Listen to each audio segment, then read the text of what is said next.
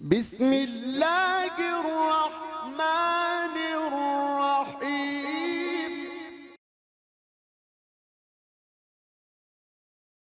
نحمدہ و نصلی علی رسولہ الکریم، اما بعد، فاعوذ باللہ من الشیطان الرجیم، بسم اللہ الرحمن الرحیم۔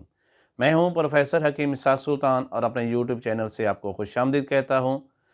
آج ہم بات کریں گے سوزاک کے بارے میں کہ سوزاک کیا ہوتا ہے، اس کی علامات کیا ہوتی ہیں، یہ کیسے پھیلتا ہے اور اس کا تشخیص کیسے کی جاتی ہے، اور اس کے علاج کے اندر آج تک جو بڑی غلطیاں کی گئی ہیں جس کی وجہ سے سوزاک جو ہے وہ کئی نسلوں تک پھیلتا ہے، کئی نسلوں تک اس کے اثرات جاتے ہیں، اور مرد و عورت جن کو یہ مرض ہو جاتا ہے وہ کیوں ساری زندگی ان مصائب کا شکار رہتی ہیں۔ تو ہم ایک ایک ٹاپک پہ بہت ہی تفصیل سے جو ہے وہ بات کریں گے، لیکن اس سے پہلے میں چاہوں گا کہ آپ میرے یوٹیوب چینل کو سبسکرائب کر لیجئے گا اور اپنے دوستوں کو بھی فارورڈ کیجئے تاکہ ایک اچھی اور معلوماتی ویڈیو جو ہے وہ آپ تک پہنچتی رہے۔ تو آتے ہیں اپنے اصل ٹاپک کی طرف کہ سوزاک کیا ہے۔ بنیادی طور پر یہ نائزیریا گونوریا بیکٹیریا کی وجہ سے پھیلنے والا مرض ہوتا ہے۔ آج کل دنیا کے اندر دوسری بڑی مرض جو سب سے تیزی کے ساتھ پھیل رہی ہے وہ سوزاک ہے، اور اس کی بنیادی وجہ ہمارا سیکس میں بہرا روی کا شکار ہونا، ایک سے زیادہ جو ہے وہ پارٹنر کا رکھنا۔ یہ اتنا عام ہو گیا ہے دور حاضر کے اندر، اتنا آسان ہو گیا ہے کہ ہر شخص جو ہے وہ اس کی طرف لپک رہا ہے، لیکن اس کے مابعد اثرات اتنے زیادہ ہیں کہ وہ ساری زندگی ان سے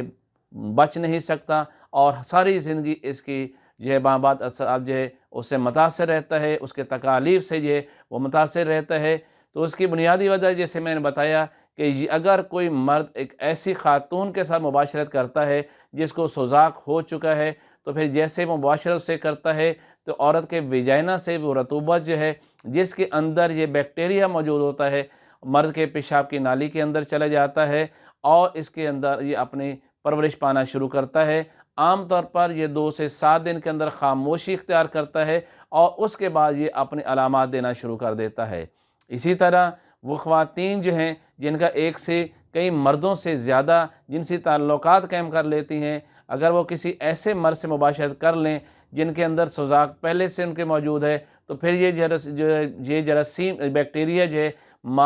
مرد کی منی کے ذریعے عورت کے یوٹرس کے اندر داخل ہو جاتا ہے، جس کی وجہ سے اسے سوزاک کی علامات پیدا کرتے ہیں۔ اس کے علاوہ نومولود بچے کے اندر بھی یہ سوزاک جو ہے وہ آ جاتا ہے۔ اس کی وجہ یہ ہے کہ اگر وہ خاتون جو پیگنٹ ہو اور وہ سوزاک کے اندر بھی مبتلا ہو، تو جب بچہ ڈیلیور ہوتا ہے تو عورت کے رحم سے یعنی اس کے سرویکس سے جو ہے یہ سوزاک کے جراثیم بچے کے آنکھ میں چلے جاتے ہیں، جس کی وجہ سے بچہ جو پیدائشی طور پر جو ہے اس کی آنکھ سے پیپ آتی ہے، اس کی آنکھیں سرخ ہوتی ہیں، اس کی آنکھیں سوجی ہوئی ہوتی ہیں، اور اگر اس کا علاج نہ کیا جائے بر وقت تو وہ بچہ جو ہے ساری زندگی کے لیے نابینا بھی ہو سکتا ہے۔ تو ہم دیکھتے ہیں اس کی علامات کیا ہوتی ہیں۔ مرد اور عورت دونوں کے اندر اس کی علامات مختلف ہوتی ہیں۔ مردوں کے اندر جب یہ جراثیم جو ہے وہ عورت سے ٹرانسفر ہوتا ہے تو سب سے پہلے یہ پیشاب کی نالی کے اندر آ کے بیٹھ جاتا ہے، وہاں پر یہ 5 سے 7 دن تک جو ہے وہ اپنے آپ کو ملٹیپلائی کرتی ہے۔ یہ اس کو ہم کہتے ہیں اس کا انکوبیشن پیریڈ ہوتا ہے۔ سب سے پہلے مرد کے اندر پیشاب کی نالی کے اندر جلن شروع ہو جاتی ہے، پیشاب کرتے ہوئے تکلیف ہوتی ہے، بار بار اسے پیشاب کرنا پڑتا ہے، لیکن جیسے جیسے یہ مرض آگے بڑھتا چلا جاتا ہے پھر مرد کے پیشاب کی نالی سے خون آنا شروع ہو جاتا ہے، پیپ آنا شروع ہو جاتی ہے، حتیٰ کہ اس کو بار بار جو ہے وہ اریکشنز ہوتے ہیں، بار بار اس سے جو احترام کی شکل ہو جاتی ہے، بار بار اسے نائٹ فالز ہونا شروع ہو جاتے ہیں، اور پیشاب کرتے ہوئے اسے اتنی تکلیف ہوتی ہے کہ اس کی چیخیں نکل جاتی ہیں۔ جب وہ اپنے کسی حکیم کے پاس جاتا ہے تو مجبوراً اسے بتانا پڑتا ہے کہ مجھے یہ تکلیف ہوئی ہے، میں نے کسی غیر عورت کے ساتھ بدفعلی کی ہے جس کی وجہ سے یہ مجھے مرض ہوا ہے۔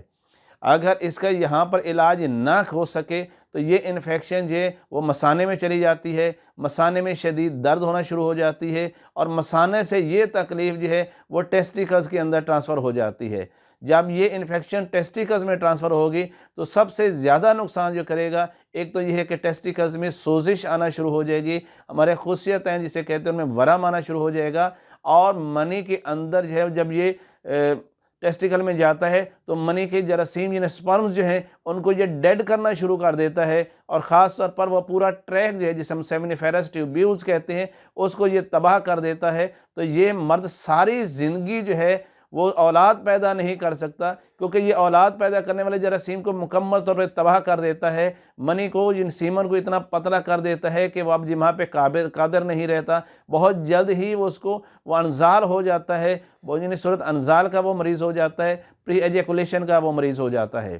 اور اگر یہاں پر بھی اس کا علاج نہ کیا جائے تو پھر کیا ہوتا ہے، پیشاب کی نالی کے اندر پہلے تو سوزش ہوئی تھی، پھر زخم ہوا تھا، اور اس کے بعد یہاں علاج نہ ہو سکے تو پھر یہ پیشاب کی نالی کے جہاں زخم ہوتا ہے وہاں پہ جھلی سی پیدا ہو جاتی ہے، جس میں جلن کی تکالیف بالکل ختم ہو جاتی ہیں۔ لیکن اب اس علامت کو ہم کرا کہتے ہیں، اس کو ہم گلیٹ کہتے ہیں۔ یہ مرض جو ہے پھر جراثیم اندر ہی اندر انسان کے جسم کے اندر داخل ہو جاتے ہیں، اس کے خون میں شامل ہو جاتے ہیں، اختیں بہت ساری بیماریاں پیدا کرتے ہیں، جس کے اندر گنٹھیا ہوتا ہے، خاص طور پر آنکھوں کے علامات پیدا ہوتی ہیں، تو بہت ساری بیماریاں جو ہیں یہ جراثیم پیدا کرتا ہے۔ اس طرح جب یہ عورتوں کے اندر یہ مرض آتا ہے تو سب سے پہلے جو ہے اس کے سرویکس کو یہ کے اندر آ کے بیٹھ جاتا ہے، یعنی رحم کے، ان کو رحم ہم اسے کہتے ہیں، رحم کی گردن یا سرویکس، وہاں پر آ کے یہ بیٹھ جاتا ہے، 2 سے 7 دن تک وہاں پر اپنے آپ کو ملٹیپلائی کرتا ہے، اپنی تعداد کو بہت زیادہ بڑھا دیتا ہے، اور اس کے ساتھ جو ہے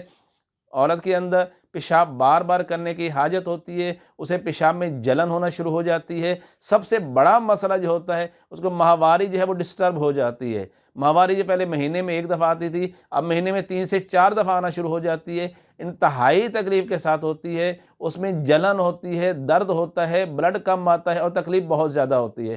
کالے رنگ کا کلوٹڈ قسم کا بلڈ آتا ہے، اور یہی اور ساتھ یہ لکوریا پیدا کرتے ہیں، اور اس لکوریا کے اندر شدید بدبو ہوتی ہے۔ یہ بدبودار لکوریا ہوتا ہے جس میں کبھی خون بھی شامل ہوتا ہے اور پیپ بھی شامل ہوتا ہے۔ یہ جسم کے اس کے جس حصے پہ لگتا ہے وہاں پر اس کو چھیل دیتا ہے، وہاں پہ خارش اور زخم پیدا کر دیتا ہے۔ یہی انفیکشن یہ عورت کے جب فیلپین ٹیوبز کے اندر آتی ہے، یعنی وہ ٹیوبز جہاں سے انڈے نے اووری سے آ کر آگے یوٹرس اور رحم کی طرف آنا ہوتا ہے، اس کو بند کر دیتا ہے سوزش کی وجہ سے، تو یہ عورت جو ہے اب پریگننٹ نہیں ہو سکتی، کیونکہ اس کے فیلپین ٹیوبز بلاک ہو جاتی ہیں۔ اووریز کے اندر جب جاتا ہے تو وہاں پہ ایگز فارمیشن کو ختم کر دیتا ہے، اور سب سے بڑی نقصان یہ کہتا ہے یہ عورت جو ہے اب یہ 18 کی مریضہ ہو جاتی ہے۔ 18 کیا ہوتا ہے؟ اول تو اس کی اولاد ہوتی نہیں ہے کہ اس کے انڈے اپنے سائز میں چھوٹے رہنے شروع ہو جاتے ہیں، ماہواری اس کی ٹھیک نہیں رہتی، اسے 1 ماہ میں 3 4 دفعہ ماہواری آنا شروع ہو جاتی ہے، اور اس کے ساتھ جو ہے اگر کسی خاتون کو یہ ماہواری اگر حمل ٹھہر بھی جائے تو اس سوزاکی زہر کی وجہ سے اس کا یوٹرس اتنا ویک اور سوزشناک ہو جاتا ہے کہ جب بچے جب وہ گرو کرتا ہے 2 سے 3 مہینے کے اندر یا کچھ خواتین میں اس کے بعد بھی وہ بچہ جو ہے وہ ڈراپ ہو جاتا ہے، وہ بچہ ضائع ہو جاتا ہے، اور بار بار یہ بچے ضائع ہو جاتے ہیں، جس کو ہم کہتے ہیں 18۔ تو 18 بنیادی طور پر کوئی مرض نہیں ہے، دراصل یہ وہ سوزاک ہے جو غیر مرض سے اس عورت کے اندر آیا تھا۔ تو اس لیے یہ انتہائی خطرناک مرض ہے، یہ ایک نسل سے آگے کئی نسلوں تک پہنچتا ہے۔ اب جس خاتون کو یہ 18 کا مرض ہوتا ہے یہ مرض اس کی آگے بچیوں کے اندر بھی جاتا ہے، یہ کیریئر ہوتی ہیں سوزاک کے، ان کے اندر پھر بہت زیادہ تکلیف ہوتا ہے، پیشاب بہت زیادہ درد سے آنا شروع ہو جاتا ہے۔ اگر ہم اس کے اب اصول علاج کی طرف آتے ہیں تو عام طور پر ہم جتنے بھی نسخہ جات اس کے بارے میں دیکھتے ہیں، کوئی کہتے ہیں اس کو پیشاب آور ادویات دے دیں، کوئی کہتے ہیں اس کو ٹھنڈی ادویات دے دیں، لیکن دیکھنا کیا یہ واقعی درست ہے کہ ہم اس کا جو علاج کر رہے ہیں؟ دوستو اگر غور کریں تو جس وقت سوزاک کی علامت پیدا ہوتی ہے، جنہیں پیپ آنا شروع ہوا، اس وقت ہوتا کیا ہے کہ پیشاب کی نالی کے اندر ورم بن چکا ہوتا ہے، اور ورم کے بعد پیپ بن جاتی ہے، پیپ خارج ہو رہی ہوتی ہے۔ اگر ہم یہاں پر ٹھنڈی اور پیشاب آور ادویات دیں گے تو یہ مرض ختم نہیں ہو سکتا، بلکہ ہوتا کیا ہے کہ جیسے میں نے پہلے بتایا کہ یہ گنوریا کا جراثیم جو ہے، جسے جب پیشاب کی نالی میں جا کے بیٹھتا ہے وہاں پہ زخم پیدا کرتا ہے، پیپ پیدا کرتا ہے، تو اس کی علامت بھی تب ظاہر ہوتا ہے کہ جناب آپ اس کو سوزاک ہو گیا ہے۔ مریض تب اپنے معالج کے پاس آتا ہے کہ جی مجھے یہ پرابلم ہو گئی ہے، میں پیشاب بھی کرتا ہوں، مجھے تکلیف ہوتی ہے، اور میرے پیشاب کی نالی سے پیپ بھی خارج ہوتی ہے۔ یہاں پر غلطی کی جاتی ہے، ان کو ٹھنڈی ادویات دے دی جاتی ہیں جس سے مرض دب جاتا ہے، مرض ٹھیک نہیں ہوتا۔ تو اصول کے علاج کیا ہے؟ اس مریض کو ٹھنڈی چیزیں اور پیشاب آور ادویات مت دیجیے، اس کو ایسی ادویات دیجیے جو ورم کو اتارنے والی ادویات ہوں، جس سے سوزش ختم ہونے والی ہو۔ تو ہمارے طب کے اندر بہت ہی بہترین اس کی ادویات موجود ہوتی ہیں، اور ساتھ ساتھ غذا جو ہے اس کے اوپر بہت زیادہ توجہ دینی چاہیے۔ ٹھنڈی غذائیں لوگ لیتے ہیں، لسی کے استعمال کرتے ہیں، مشروبات کے استعمال کرتے ہیں، شربت بزوری جو بارد ہے اس کے استعمال کرتے ہیں، تو یہ لوگ ٹھیک نہیں ہوتے، اس سے مرض بڑھ جایا کرتا ہے۔ تو آؤ دوستوں، میں آپ کو بتاتا ہوں اس کا اصول علاج کیا ہے۔ اگر میرے بتائے ہوئے اصول علاج کے مطابق، اس قانون علاج کے مطابق علاج کریں گے تو یقینی طور پہ شفا ہو جائے گی۔ اپنے اللہ سے توبہ بھی کیجئے تاکہ یہ مرض دوبارہ نہ آئے، لیکن یہ انتہائی خطرناک مرض ہے اور اسے بچنا ہی سے بہتر ہے۔ اگر اسے نہ بچا گیا تو یہ ایسی لا علاج امراض پیدا کرتا ہے جو کئی نسلوں تک جو ہے وہ آگے چلتی ہیں۔ اس سے بڑی اور کیا بات ہو سکتی ہے کہ مرد جو ہے وہ اولاد پیدا کرنے کے قابل نہیں رہتا، عورت جو ہے وہ اٹھا کا مرض کا شکار ہو جاتی ہے، وہ ساری زندگی کے لیے بانجھ ہو جاتی ہے۔ تو جو میں آپ کو اصول علاج بتاتا ہوں، اس کے لیے یہ ہے کہ 2 ہی دوائیاں ہیں، آپ اسے سارے سے جا کے لیجئے گا، آپ گرائنڈ کریں، گھر میں اسے بنا سکتے ہیں، بہت ہی آسان ہے، لیکن اس کی پہچان ہونی چاہیے۔ ایک تو ہے اجوائن دیسی، جو کہ عام لوگوں کو پتہ بھی ہے، دوسرا ہے لبان کوڈیا۔ 1 نمبر لبان جو ہے وہ لینا ہے، مارکیٹ میں 2 نمبر لبان میں ملتا ہے جو پھر فائدہ نہیں کرتا۔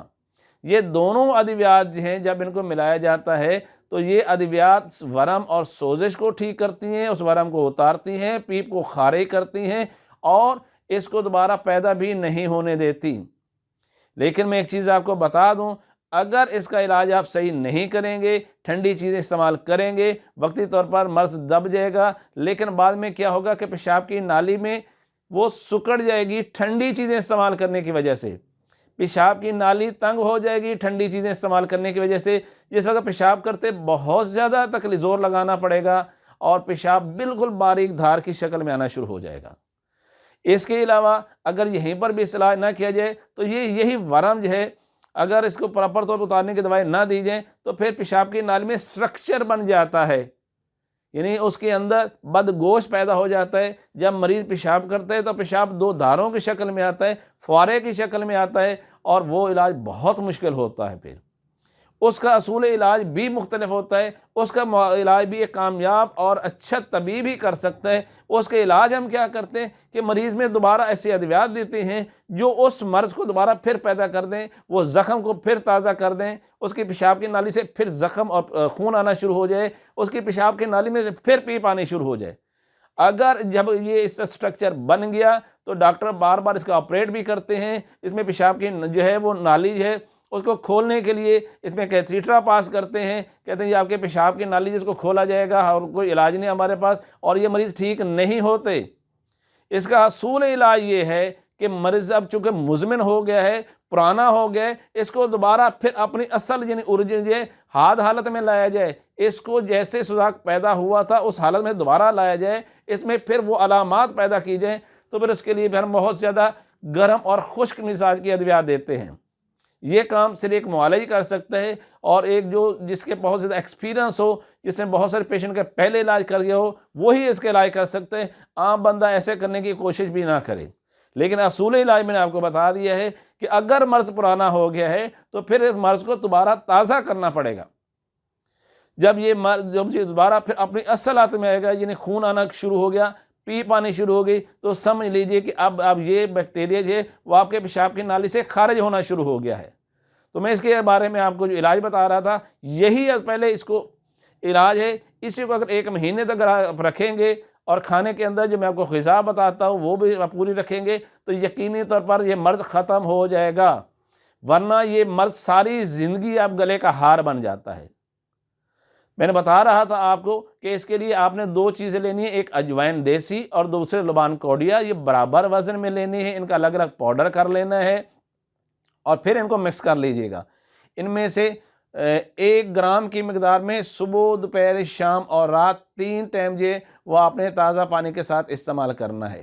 کھانے میں کیا کرنا ہے، آپ نے بکرے کا گوشت سبزی میں ڈالنا ہے۔ سبزیاں کون سی ہوں گی؟ ٹنڈے، گاجر، مولی، شلجم، گھیا توری، دال مونگ کی۔ آپ اس میں مثالیں کیا ڈالیں گے یہ غور سے سنیے۔ اس میں ڈالیں گے کالی مرچ، ہلدی، ادرک، زیرہ سفید، موٹی الائچی، نمک اور دیسی گھی۔ ہاں دوستو، اس میں دیسی گھی زیادہ مقدار میں ڈالیں گے، اتنا جیسے کہ حلوے میں ڈالا جاتا ہے۔ یہ دیسی گھی جو ہے یہ محلل اورام ہے، یہ پیشاب کی نالی کی سوزش کو اتارنے والا بہترین غذائی علاج ہے۔ پیشاب کی نالی کی جہاں سوزش سے ہم کہتے ہیں میوکس ممبرین، یہ دراصل اس جھلی کی سوزش کو اتارنے والا قدرتی علاج اور غذائی علاج ہے۔ آپ زیادہ سالن ہے اس کو چمچ سے زیادہ کھائیں اور نیم گرم پانی کے استعمال زیادہ کریں۔ 1 ماہ تک انہی غذا کے ساتھ اور ان دوا کو اگر استعمال کریں گے تو انشاءاللہ یہ مرض ختم ہو جائے گا اور دوبارہ پیدا نہیں ہوگا۔